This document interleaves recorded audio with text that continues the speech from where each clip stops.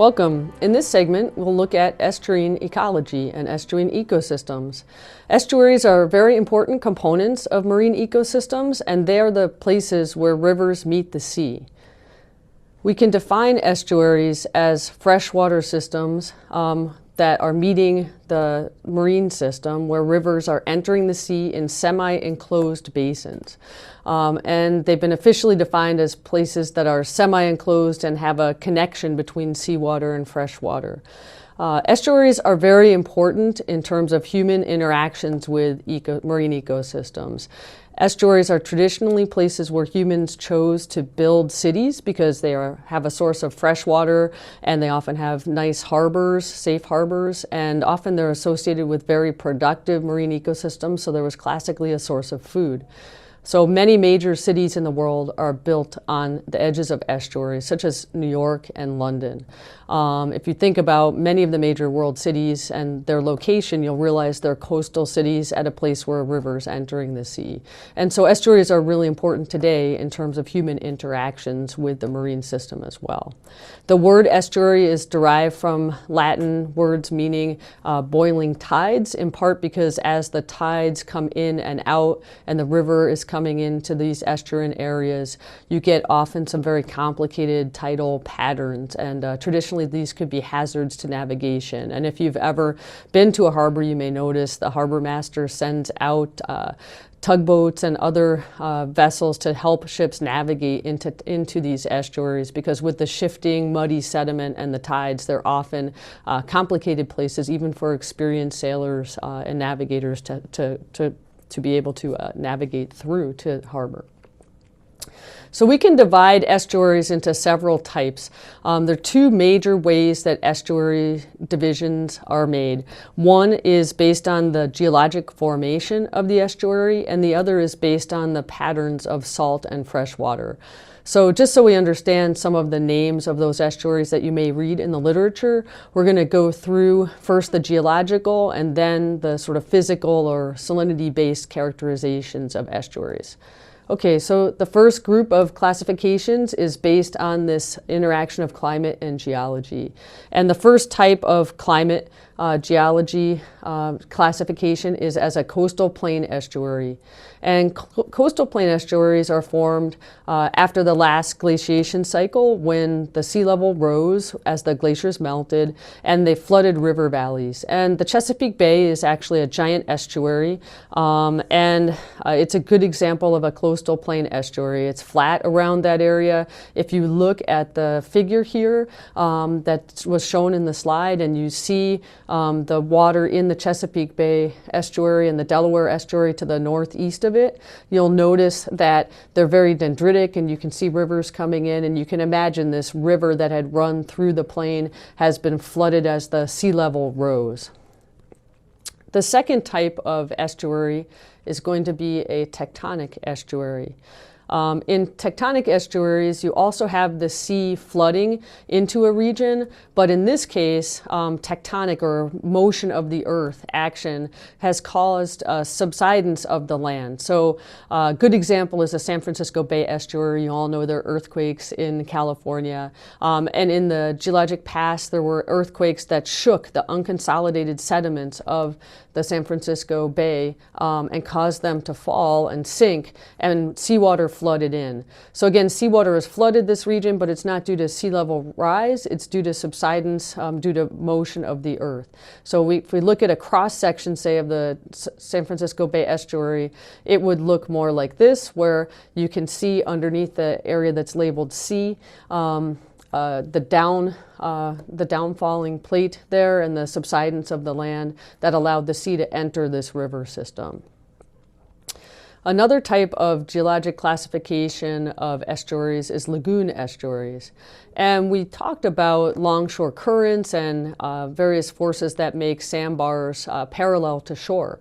And when sandbars are made parallel to shore, they can semi-enclose a region of the sea that is near where rivers are entering the sea. So you have these sandbars that are running parallel to the shore and rivers running into a semi-enclosed bay. And these are known as lagoon estuaries. And good examples of these are along the coastal Carolinas. So here's a diagram from your book that shows the Pimlico Sound and the sandbars that are dividing the estuary that's fed by many rivers and the sea. So there's not complete exchange, but there are these semi-enclosed basins there. And these are often very productive areas. There's some also off the Texas and Florida coast.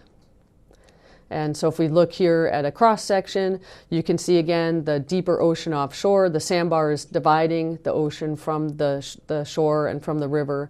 And often in these lagoon estuaries, we have a lot of extensive tidal flats, and we talked about those in the previous section of intertidal ecology.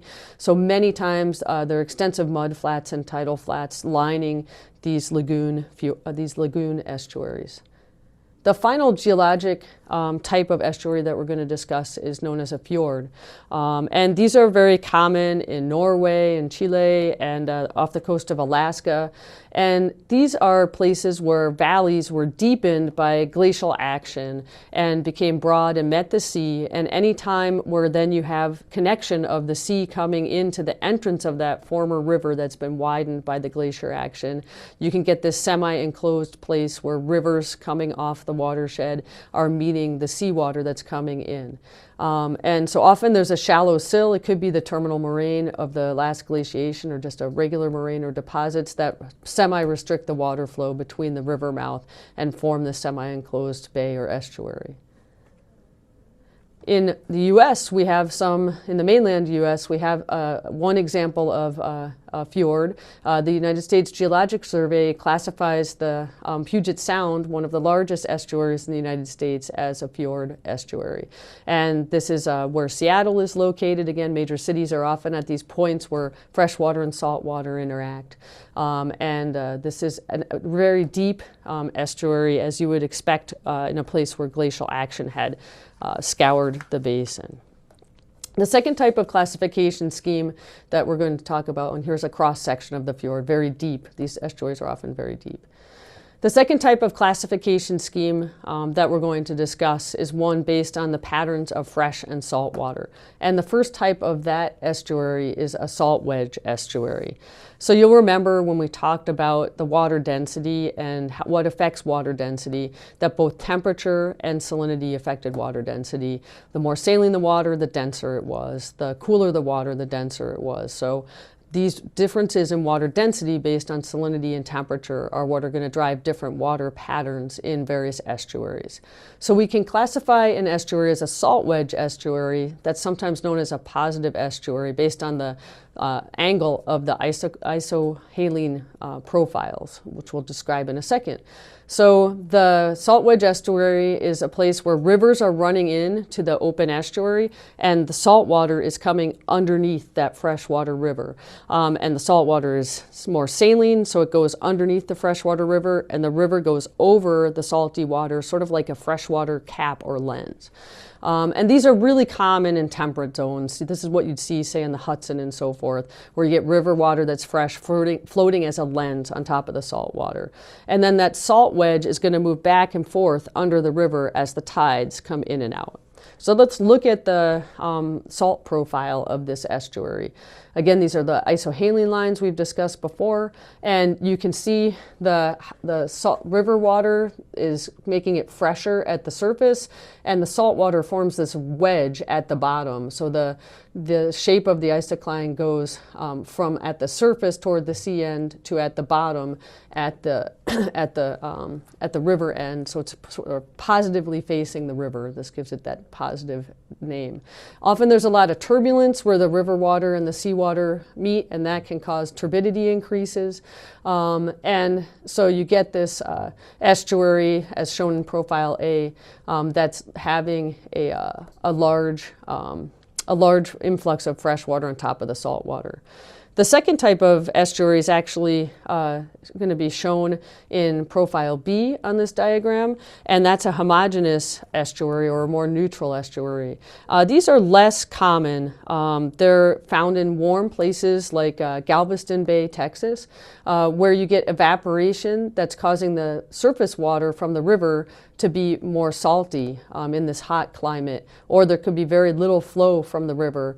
And so you have very little difference in salinity from surface to bottom. So that gives us a different pattern that we'll discuss again.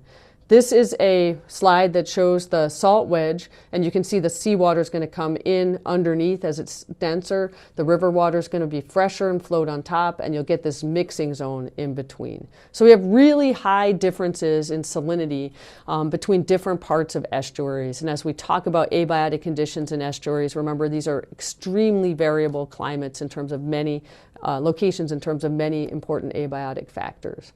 So here's the homogeneous estuary description officially. We have Galveston Bay in Texas, and there's a satellite photo of it that's separated from the Gulf of Mexico. And often during many times of the year, it's going to be a homogeneous estuary where we have the salinity profile being fairly steady from surface to bottom because evaporation is causing the freshwater input to be more saline. Finally, in areas where we have very high evaporation rates, say sometimes off the coast of California or in very semi-arid regions, you can have places where the surface water actually is becoming hypersaline in this enclosed system. So low river input, the river may have gone through a very arid region, become fairly salty. The lagoon itself, where the estuary itself is, may be very stagnant, slow flow through there, and that allows there to be increased evaporation and increased salinity, and then that salt water can actually sink on the river end of things, and if it's denser than the seawater, and go beneath the seawater. This is not that common, but when it happens, this is called an evaporite estuary because you actually have slightly saltier water coming from the river end of the system than you do from the sea end. And so when you look at the profile of this, you see the salt water at the bottom coming from the river end of things as opposed to coming from the sea end of things because of the high rate of evaporation. So you can actually get a bottom current going from the river toward the sea, which is the opposite of those positive estuaries or salt wedge estuaries that are most common that we talked about first. And finally, we can have intermittent or seasonal estuaries. And these are very common in places that have wet and dry seasons. So in some tropical climates dominated by monsoons, where you might only have seasonal rivers that are meeting the semi-enclosed place where the sea is coming into contact with river water. So during some times of the year where there's river flow, you have an estuarine system. And in other times of the year when you don't have a river flow, then you have just an enclosed marshy area. So we call these intermittent or seasonal estuaries. In the dry season, there's very little freshwater inflow, and often you just get a sandbar that's cut off that land, and you end up having just a simple temporary wetland that seasonally is linked to the sea and becoming an estuary. So this would be a picture of a coastal California marsh that's intermittently a seasonal estuary. So I mentioned that estuaries have just these dramatic changes in abiotic characteristics. Of all the systems we've talked about in class, estuaries have the most temporal and spatial variability in several important abiotic factors. And the first is salinity. These are the most variable places on Earth in terms of their salinity content. So this is the single most important characteristic of estuaries, that their salinity is hugely variable. And that variability is horizontal from the river to the sea. It's vertical from that surface water that could be saltier than the sea or less salty than the sea. And it's seasonal as we get different amounts of freshwater input. So the things that are causing all this variability are that amount of river input, whether it's very warm climate, arid climate where there's high evaporation, if there's any difference in the amount of vertical variability that's being caused by the stratification patterns of salt and fresh water, and the tidal pattern that's pushing salt wedges into the estuaries. And if we look at a profile of temperature and oxygen and salinity that was taken over time in a North Carolina marsh, you can see here the differences in temperature in blue and salinity in pink and dissolved oxygen in yellow over just a short amount of time. So each bar on the x-axis is showing you just a one-day period. And so these differences in oxygen, salinity, and temperature are driven in this estuary by the tides coming in and out, and you're getting a pulse of water that's a different temperature and a different salinity and a different oxygen concentration as you get seawater and fresh water entering the same point at a fixed measuring station on the marsh. So if you were an organism at that point in the marsh, you would be subject to extreme differences in all three of these very important variables. Here is a diagram from your text that sort of demonstrates that. If you were an organism that was living at point A on the bottom of the estuary, during one period, you might end up being at salinity of about 20 to 25 practical salinity units. And then as the tides retract or as you get increased river flow, then you're going to end up being at a place that's more 17 to 20 practical salinity units. If you're an intertidal organism in the estuary that's onshore, say on the mud flat, then you could end up being at point B, where at one point you would be covered by the high tide and at 20 practical salinity units, and at the next point you would be dry away from the estuary. So you get real differences then in that organism's salinity as it might be covered with fresh water during a rain and so forth. So for organisms that are at fixed points in the estuary, they're really combating variable climates. So if we summarize the ways that salt and fresh water can mix, and this is a figure courtesy of Dr. Lindberg, we see that river water, which is essentially 0 practical salinity units, is coming from one end of the estuary all the way to sea water at the other. And in salt wedge estuaries, you get this classic pattern of the seawater coming underneath the fresh water. In well mixed or evaporate estuaries, we can have pretty uniform salinity profiles from top to bottom.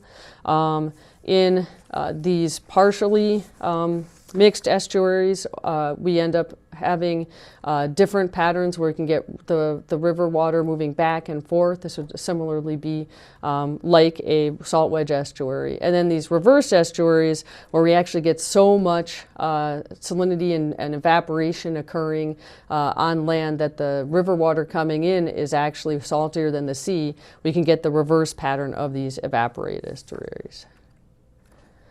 So what are the other causes of variability that can make salinity even more hard to predict in estuaries?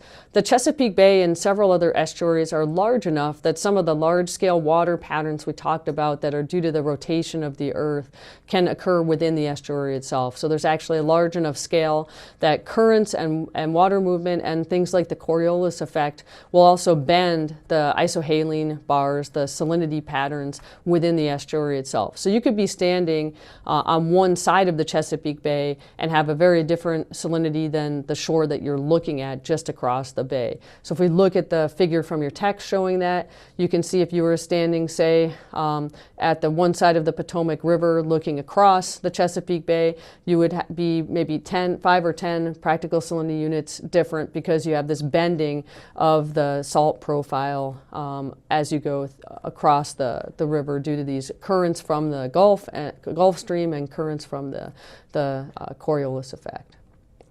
And one thing to remember when we talked about the mud profiles on the muddy shores, we mentioned how mud and sediment can be sort of a barrier to some of the changes that occur, the abiotic changes that occur in the environment. And most of the estuarine sediments are muddy. So this is another example of a muddy shore. And for organisms that are buried in the mud, they're experiencing much less variability in conditions than are organisms in the water. And so this diagram shows you a profile of the salinity in the mud, which is very constant, and the salinity in the water right above the mud, which is varying as the tides come in and out. So an organism that's in the mud, because there's less exchange of that bottom water with the water in the sediments, is going to be exposed to much fewer of these dramatic changes in salinity than will an organism that's right at the surface of the sediments. So again, soft mud is dominating. This is an example of a muddy shore environment. That mud is derived both from marine material that's brought into the estuary, from material that came from rivers and streams, and also from material that was blown in by the wind, and material that is just settling from production in the marsh as things die. So very many derivations of the mud that's in the sediments. But the main characteristic, if you drained all the water from an estuary, you would almost always be finding this extreme, thick, muddy, really nutrient-rich sediment. The gradient of sediment size, sort of the coarse to fine sediment, is going to vary based on current strength, just like we talked about in the intertidal zone. And storms and floods then are going to be really able to reshape the estuaries. So this is one of the reasons that cities often have an ongoing battle with the estuary that they're next to, because cities people have built, they want their buildings to stay in one place, but they're built on this soft sediment. And traditionally, before there were human settlements and hardening of shores, hurricanes and other strong storms would have caused waves and currents that moved the sediment and caused the sediment to naturally move, even the river opening to the ocean, to move its location. And we try to prevent that because we obviously don't want to cause the human structures to be eroded from the shoreline. And so that's sort of a futile task over long, long periods of time as we're combating this natural tendency of these soft sediments to move as currents are moving them. And this has caused problems, for example, in places like New Orleans, where we know that the sediments have been shifting and taken away, and we've talked about that with hurricanes and so forth. Other factors that vary in the marsh include temperature. Temperature is probably the next most variable condition. It's not as variable in those deeper fjord systems, but it can be very, very extremely variable in many of the other estuaries. So you get temperature variation going from the saltwater end to the freshwater end. There's often a small volume of estuary compared with the ocean, so the local climate will affect the temperature and heat it up or cool it down more than in the open ocean itself. That's why the fjord has less of a change in temperature, because it's a deeper, by nature, deeper system. And so in this case, again, you can see this huge variability in pattern. And if you were in the mud, you would see less of a pattern in temperature. And you can see in these open estuaries, you're getting this large temperature pattern along with the salinity pattern as well. Similarly, that's going to drive oxygen patterns that we'll talk about. Waves are very important because we have long fetch or distance that the wind can blow over in the ocean. You have much larger waves in the ocean itself. Again, that's often why estuaries are considered a safe harbor, because you have this barrier that's preventing the wind from blowing over the entire estuary. It stops it from going from the open sea to the estuary directly, and it will make a smaller fetch in the estuary itself rather than the ocean. So you get wave action, sort of choppy small waves due to winds there. However, you have all this soft sediment that can get really moved around by those waves, even though they're less dramatic than in the open ocean. You also get currents and water patterns that are due to the river flow coming in and the tidal pattern, and all of this causes this constant shifting of material. So estuaries are calmer than the open ocean, less wave action, more muddy habitat, but they often have very complicated tidal patterns. And on some estuaries, such as up in Halifax, where you have the bays that have huge amounts of tidal inflow, you can get tides that are flooding in a huge long distance, and when the waters receded and come back in, these estuaries can fill, and you can actually see in those estuaries the inflow of water as what's called a tidal bore, almost a wall of water that's coming into the estuary. So these can be very dramatic, complicated patterns that were traditionally considered very difficult for sailors to navigate through. So we can get really complicated patterns. A lot of physical oceanographers study estuarine water movement patterns.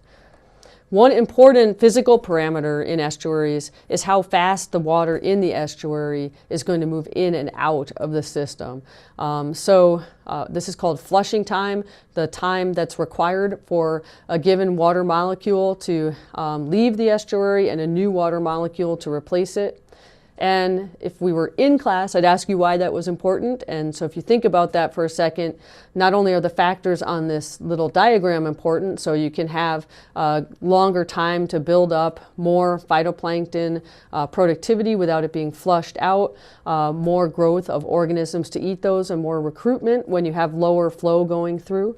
But also when we have human cities on the estuaries, if the flow rate through the estuary is low and humans are putting pollutants into the estuary, then a low flushing time, low flow rate will cause those pollutants to build up in the estuary. Whereas if the flushing time is very fast and you don't require much time to move all the water through there, it can cause those pollutants to be flushed right into the open ocean and make the estuary itself purer, although that pollution has just moved out to the open water system. So it's important in estuarine restoration. Another really important characteristic of estuaries is their turbidity. And often these are very turbid systems, and often the productivity of the system is going to be limited by the turbidity that restricts light penetration into the water. Often the turbidity is not very high at the ocean end and is higher as the river flow that's bringing the particles from the watershed is coming into the estuary. Sometimes the turbidity maximum is right at the point where the river is meeting the ocean current and you get a lot of suspension of materials and mud from the bottom. So this turbidity decreases light penetration, reduces production, and you can often see this as really sediment-laden water in these estuarine systems. In much of the estuary, oxygen is not a limiting factor. We know that oxygen varies in salt and fresh water just due to physical processes. And the main problem that we get in terms of oxygen in estuaries is when you get these patterns of saltwater intrusion at the bottom and fresh water overlying it, so you have these distinct layers of water. And this is a lot like the factors that cause the oxygen minimum zone in the ocean that we discussed before, where you have a cap of water that's not allowing mixing with the atmosphere of a lower portion of water. And so in the estuary in the summer when it's warm and there's lots of phytoplankton and they die and sink to the bottom, and you have already organic rich sediments at the bottom of the estuary, you can get a lot of bacterial action and respiration that's using the oxygen in that bottom waters. And if there's not much flow back and forth with the open ocean, you can use up oxygen in the bottom waters of the estuary, and they can go hypoxic, so low oxygen conditions, or anoxic, no oxygen conditions. And that can cause die-off of marine organisms that are in those salty bottom layers. We've increased this problem by causing increases in nutrients that have increased the productivity of the surface waters and increased all that decaying material that's at the bottom. Even when we don't have this stratification patterns, often there's low oxygen in the muddy substrates because they're so oxygen rich and there's so much bacterial respiration there. So if we look at this sort of diagram of human effects on the estuaries and how this can increase the hypoxia or the low oxygen conditions in estuaries, you can see we have sewage effluent and all this other runoff from the watersheds that's fertilizing the phytoplankton blooms. As they die, that material sinks to the bottom.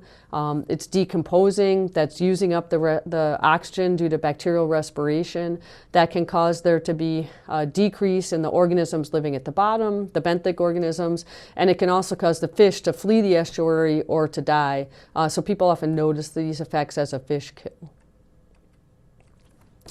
So who does live in the estuaries that are affected by all of these changes? A lot of the biota are going to be very similar to the muddy shores and the salt marshes that we talked about.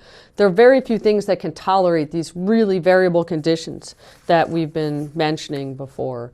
So the number of estuarine species is much less in the in the estuary, just like it was in the salt marsh, compared to the adjacent systems. Their organisms then generally are spatially partitioned between the river end and the ocean end. Some organisms will have a very narrow salt tolerance, and these are known as stenohaline, or steno, remember, means narrow, haline salt, so narrow salinity tolerance. Some will have a broad salinity tolerance, and these are known as euryhaline. And they can range throughout the whole estuary and not be restricted to one end versus the other. So some people will refer to the organisms that are constrained to fresh water as oligohaline, or they can tolerate few salts. Those that can live in the estuarine water that's brackish as mesohaline, and those that can live in the open salt water as polyhaline as well. So if we look at the diagram from your textbook, you can see that at the ocean end of the estuary, up by salinities of 30 to 35 practical salinity units, we get these narrowly salt-tolerant marine species that live in only pure marine water. And there are many of those. It's a high number of species. Then as we get toward more and more dilution by fresh water, we get this brackish water that's intermediate in salinity. And there are very few species that are specialists on this brackish water. But there are some marine species that can tolerate living in slightly less saline water. And those are the euryhaline marine species. And then finally, as we get toward 0 practical salinity units, at the river end, we have freshwater species. So there are very few purely estuarine specialists, brackish water specialists, but they can live in a broad section of the marsh that's inaccessible to either the purely terrestrial river species or the purely marine species. Okay, the primary producers are generally present, but not very productive, often because of this light limitation. You can get organisms in the water column or on the bottom that are growing, but production within the marsh, autochthonous production, is generally pretty low. However, there's huge amounts of organic material available as food for the organisms that live there. It's either transported from the fringing salt marshes, from the rivers, or the open ocean. So allochthonous production is going to be what's driving much of the higher trophic levels in the marsh. There aren't that many herbivores, which makes sense because we just said there weren't that many plants that were actually in the estuary itself, and detritus is generally considered the base of that estuarine food web. So bacterial and fungal production and colonization is very important at converting all that detritus into other sources of energy. And you get filter feeding organisms that can persist on detritus, such as rib mussels that are shown here, and we talked about those in the salt marsh section. There are a limited number of large plants. Often there's seagrasses near shore, but they depend on there being adequate light. There's often problems with attaching in these anoxic muds, and there's low light penetration. So some seagrasses, fringing salt marshes, so fringing you'd find Spartina and those other salt marsh plants we talked about, and a few benthic algae, microscopic algae like diatoms, some filamentous cyanobacteria. But again, the productivity of these things is low. Just patchy seaweeds and macroalgae. And here's a good example of seagrass beds that are off of an estuarine area. Again, you would depend on adequate light to build these seagrass beds, and we mentioned a lot about seagrass systems earlier in the class. And here's some common macroalgae that you might find if there's some rocky substrate available, and Spartina that are fringing, and we mentioned salt marshes before. So often the salt marshes are lining our estuaries. In terms of what's in the open water, there's really a reduced number of plankton. We have some phytoplankton, and estuaries tend to be dominated by one of two kinds of phytoplankton that we mentioned when we talked about the open ocean, either diatoms or dinoflagellates. And sometimes dinoflagellates can be responsible for toxic blooms in estuaries. Those phytoplankton are consumed by numerous kinds of zooplankton, especially copepods, like in the open ocean, although often different species dominate, some mysids and some amphipods. And all of these things, their abundance and their productivity are going to depend on that flushing rate and how much time they have to grow in the estuary before being swept out to the sea. So here it's an example of a common dinoflagellate and diatom. Phytoplankton are often limited by both nitrogen, as its limiting nutrient, and also by light. The zooplankton are often limited by either phytoplankton or by the currents that are sweeping them out to sea before their populations build up. It's estimated that in estuaries, over half of the phytoplankton production is consumed by the zooplankton in the estuary, and the rest of the phytoplankton are settling into the estuary and taken up by filters or serve as detritus at the bottom. Here's a nice photo that I like from Dr. Lindbergh, who works on larval fish in estuaries. And this is a common estuarine plankton, Bosmina, on the upper left. And this is a larval herring. And you can see in the gut of the larval herring these little tiny Bosmina that have been consumed by the fish. So if you look under the vertebrae there, you can see these 3 little Bosmina that have been eaten. So the zooplankton are a really important source of food to larval fish and small organisms in the marsh as well. So that's how that phytoplankton energy is transferred to upper trophic levels. We also get a lot of larval stages of economically important species in estuaries. Often we have crab larval stages. In addition, we can get blooms of various kinds of jellies, like ctenophores, in addition to normal cnidarian jellyfish. Historically, the waters in estuaries may have been less turbid than they are today, in part because many northeastern estuaries were really coated with huge beds of oysters. And these were called oyster reefs. And when Europeans arrived to the east coast of North America, they found these vast beds of oysters.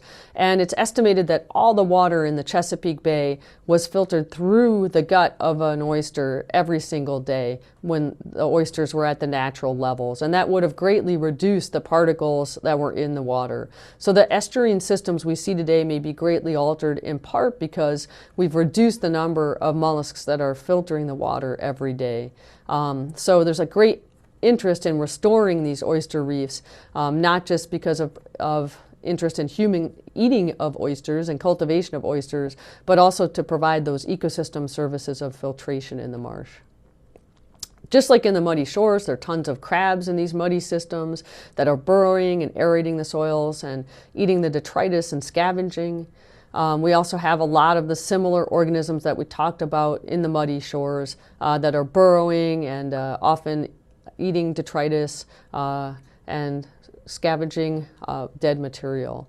Often you get this connectivity between the ocean and these estuarine systems where larval stages will come into the system and propagate and grow, and these oysters and so forth will take up the energy from the ocean and material that's come in, as well as productivity from the estuary itself. Some of the organisms that live in the estuary only come in and out of the estuary during parts of their life cycle. So we have fish that migrate in and out. We have shrimp that spend parts of their larval stages in estuaries, and then they're adults at the open sea.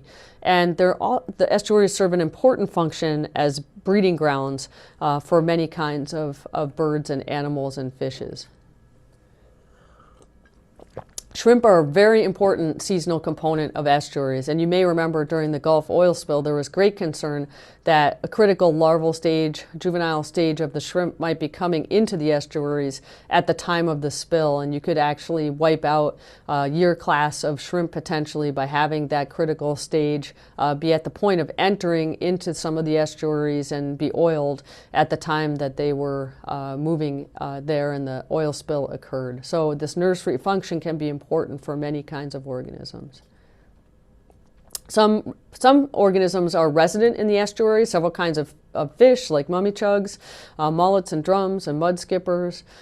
We get fish that are going out to sea to breed and living in rivers that pass through estuaries like eel, and we get fish that are coming into rivers to breed. All of these are really important to local fishermen, such as fishing for stripers and American shad seasonally. We also get seasonal visitors, lots of flatfish on these muddy substrates and so forth. And there are a lot of other diverse biota, often lots of birds that people are interested in, protecting that come seasonally. We get various kinds of reptiles as well. The adaptations of the organisms to live in these harsh climates are really similar to those we talked about in the muddy intertidal system, and in the mangrove system. So we'll just reiterate a few of those right now. First, plants often have parenchyma, which allows them these porous spaces in the tissue that allow them to bring oxygen to the roots, because as we mentioned, it's a very difficult thing for a plant to be living in salty anaerobic sediment. The burrowing animals often will make burrows in which they can pump oxygen from the overlying water and not rely on the lack of oxygen in the sediments there. Also, the animals often have extra blood pigments that have high affinities for oxygen, so they're really, really good at taking up oxygen at low concentrations. We tend to see a lot of energy being expended by organisms to try to deal with the changes between salt and fresh water. And there are two general ways that organisms can deal with these changes. One is they can just tolerate fluctuations in their own internal salinity. So the water may become more salty and less salty as the tides go in and out, and their own internal chemistry becomes more and less salty, and they're just able to tolerate that fluctuation in salinity without tissue damage. And so these are called osmoconformers because if you look at this profile of the salinity of water versus a salinity of blood, a perfect osmoconformer would have the salinity of the water be increasing and the salinity of the blood increasing exactly in line with that. So some organisms, like the polychaete worm that's shown there, are fairly well able to do that. If you look at the figure, you also see that several organisms, like the crab, looks like it keeps a fairly steady salinity in its own blood until it reaches a point at which it can't maintain that anymore, and then it conforms with the external salinity, whereas other organisms are very good at maintaining constant salinity. So that ability to regulate one's own internal salinity is called osmoregulation. And so there are lots of physiological mechanisms like gills and kidneys and special cells like we talked about in fish gills that are able to exchange salts at an energetic cost and maintain the osmotic balance of the organism. Often you can see things like this polychaete worm that will change in weight after being transferred from seawater to a dilution of seawater, in this case 1/5 seawater. And initially what they'll do is they won't be able to regulate their own internal salinity, and they'll take up salt water as they get into the dilute water, and then they're able to pump that back out and maintain their own salinity. So there can be a time lag between their ability to be exposed to a more dilute fluid rapidly and their ability to osmoregulate perfectly. And when they are able to do that, you can see they can regulate at this very low salinity, and then they often conform and osmoconform and tolerate a fairly wide change of salinity between, say, 15 and 35 practical salinity units. Here we go, another example of a crab here that osmoconforms at high salinities and then regulates and expends energy at low salinities when it's really dilute. Plants can also excrete salts, and we talked about this in some mangrove plants in Spartina. They'll deposit salts on leaf surfaces. Some of them will shed leaves that they have sequestered salts in to get rid of those salts. And again, just like in the salt marsh, things like Salicornia can be succulent, like desert plants, to deal with water balance. Water and salt balance are highly linked, and so this succulent strategy of being filled with water can help to balance this input of salinity and maintain an overall functional body osmotic concentration. Here's a good example of a picture of a mangrove excreting salt. You can see the salt crystals on the leaf, and Salicornia, one of those classic succulent nearshore plants in salt marshes and estuaries. We have these crabs that have differences in salinity regulation ability, and sometimes those differences extend through juvenile phases and adult phases. So here you can see an adult crab that's in the river and able to tolerate fresh water. In the estuary, we have the crab migrating with eggs. They release their larvae in the open ocean, and those come back into the estuary. So the adult crabs are able to tolerate this river water salinity, but the juvenile crabs can't, and so they're staying in the open sea until they've developed the ability to osmoregulate effectively and tolerate fresh water.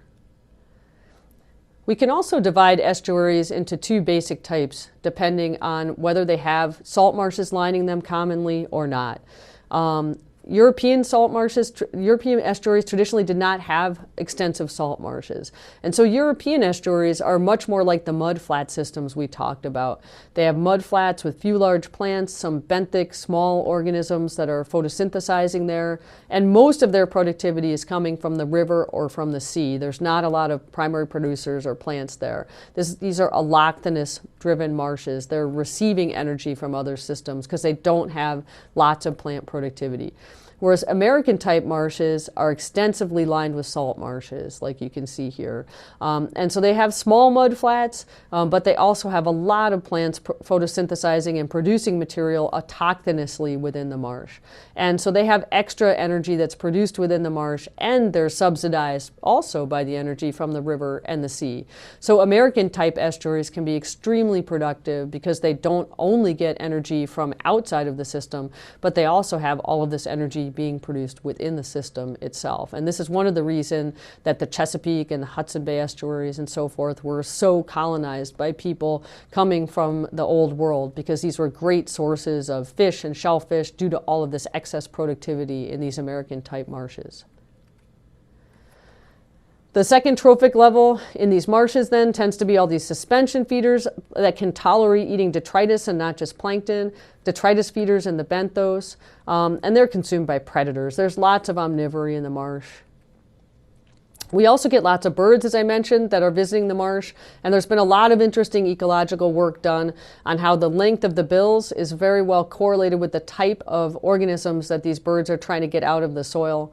When people have excluded birds from patches of the mud flats around the estuaries, you find that the birds are likely cropping about 4 to 20% of the organisms that are living in the mud. So they make a substantial dent on the organisms in the mud and are a main source of mortality for these organisms.